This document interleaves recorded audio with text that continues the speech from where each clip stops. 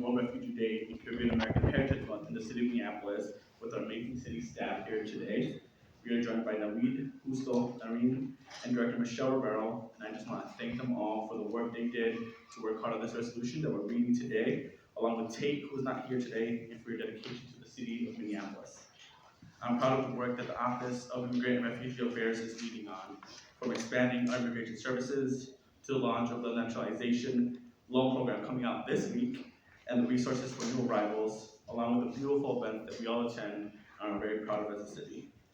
And as an elected official that will vote in favor of this today, it's clear that we need to support this resolution and this office. I look forward to our budget debates in the coming months on ways we can expand this office to allocate more resources for desperate needed programs that we know they support and we can be proudly support them on, and how we can truly support our city staff here in the city of Minneapolis. Now, we'll begin. Recognizing Immigrant Heritage Month, World Refugee Day, and Caribbean American Heritage Month in the city of Minneapolis. Whereas the United States is a country that has always experienced tension around its identity as a nation of immigrants and refugees. And whereas while people from around the world come to the United States to seek opportunity, refuge, and a better life, many find instead of the American dream a life of struggle, hardship, and a feeling that they are not wanted. It is important to recognize that it is truly part of the American experience. And whereas generations of immigrants and refugees have escaped lives they know back home, risked the unknown, have made sometimes almost impossible sacrifice to live in this country, and once here have built lives, sometimes from nothing, in a society completely different from all they know. And I'll pass it on to you. Whereas the experience of immigrant refugees and their descendants, including Caribbean American, are an important part of the history and character of the United States. They have helped define American as a nation of limitless possibilities, and their challenges and faith demonstrate their own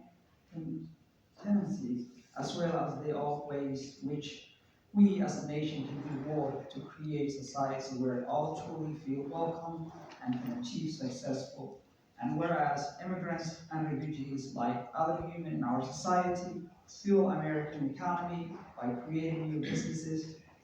generating millions of jobs, exhibiting tremendous strength and resilience, and being presented in every area of human endeavor, including medicine, healthcare, hospitality, public service, construction, law, education, engineering, caregiving, manufacturing, services, agriculture, and more. And whereas immigrants and refugees and their descendants, including Caribbean Americans, also enrich our lives through traditions, customs, and perspectives that keep our nation and our city dynamic, and also demonstrate a commitment to resettlement service, relying on their own lived experience to help welcome newcomers to our city, state, and country. And whereas in the city of Minneapolis, over 63,000 people identify as immigrants and refugees, not including the descendants of immigrants and refugees. Furthermore, in the Twin Cities area, over 200,000 children, or 1 in 4 children, have an immigrant parent, and over 100 languages are spoken by families and children enrolled in Minneapolis public schools, all testaments to the truly global nature of our society.